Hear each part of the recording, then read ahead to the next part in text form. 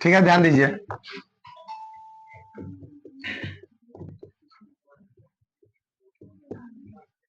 गुणनखंडों का औसत,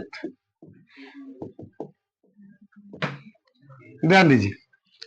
जैसे मैं आपसे कहूं गुणनखंड का औसत, है ना, तो कोई कहेगा कि 12 के गुणनखंडों का औसत बताइए।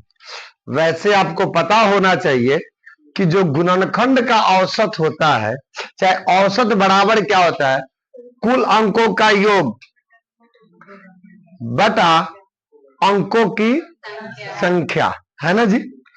तो अगर मान लेते हैं इसका, अगर जैसे इसका मैं बात करूं तो इसका गुणनखंड क्या, फैक्टर क्या क्या होगा, 1 होगा, 2 होगा, 3 होगा, 4 होगा, 6 होगा, 12 होगा, यही ना होगा जी। अब इसका जोड़ेंगे 12 चौ 18 4 22 3 25 है, 2 1 28, अब बटा 6 काटेंगे कितना आएगा,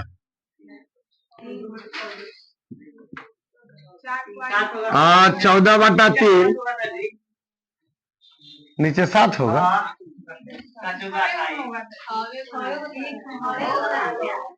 अरे कितना, आप इसको काटोगे 4.66, ठीक है। अब बात करेंगे, ध्यान दीजिए, अब थोड़ा सा ध्यान दो। अगर मान लो यह 12 था तो आपने इस प्रकार निकाल लिया औसत, लेकिन 12 के जगह पर अगर दूसरा कुछ रहे कुछ, तब ज्यादा तो दिक्कत हो जाएगा ना आपको, है कि नहीं। औसत निकालना होगा तब, जैसे मान लीजिए 60 दे दिया मैंने, 60 का औसत ज्ञात करना है। कैसे ज्ञात करेंगे हम 60 का औसत, तो 60 के औसत के लिए अब इस प्रकार लिखना बहुत ज्यादा हो जाएगा, तो उसी प्रकार पहले इसको सीखते हैं, ऊपर वाले को हम लोग, ठीक है। अब इसको नॉर्मली हम लोग सीखते हैं कैसे निकालेंगे। तो सबसे पहले मैं फैक्टर निकालता हूं। फैक्टर निकालूंगा कैसे, 4 गुना 3 करेंगे, अर्थात 2 का स्क्वायर इंटू 3 होगा। तो टोटल नंबर ऑफ फैक्टर निकाल लेंगे। कुल फैक्टर कितना होगा, 2 में 1 जोड़ेंगे 3, आई पर 1 है 1 2 3 2 ना 6 होगा। अब आप ध्यान दो, तो टोटल नंबर ऑफ फैक्टर तो 6 हो गया।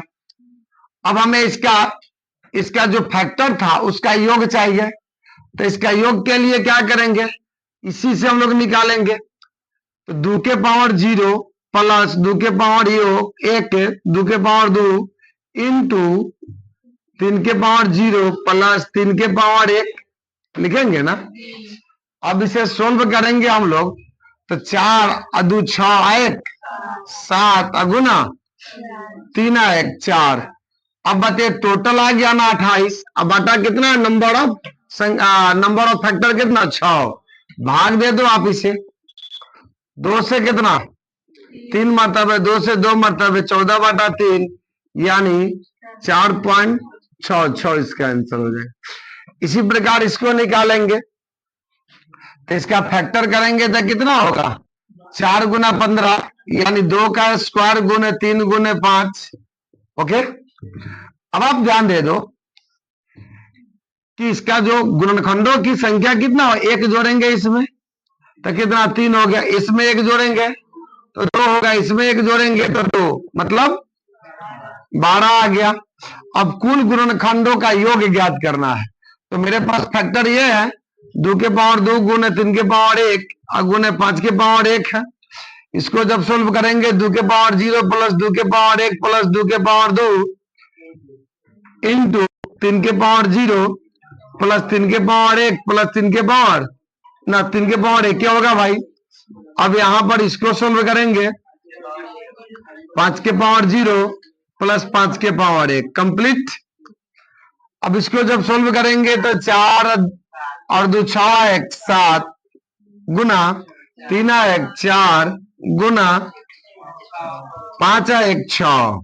अब कुल अंकों का योग आ जाएगा, मल्टीप्लाई कर लेंगे तो, और कुल अंक कितना आ गया, 12 आ गया, तो 12 से भाग दे देंगे, 6 दूना 12 2 दूना 4, यानी 7 दूना 14, यानी इसमें अगर बात कहा जाए आपसे कि इसका जो औसत रहा कितना रहा, 14 रहा, तो जोड़ बना लीजिएगा इसको।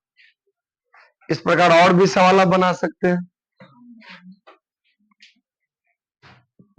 एक और सवाल दे देते हैं आपको 100, इसका बनाइए औसत क्या होगा।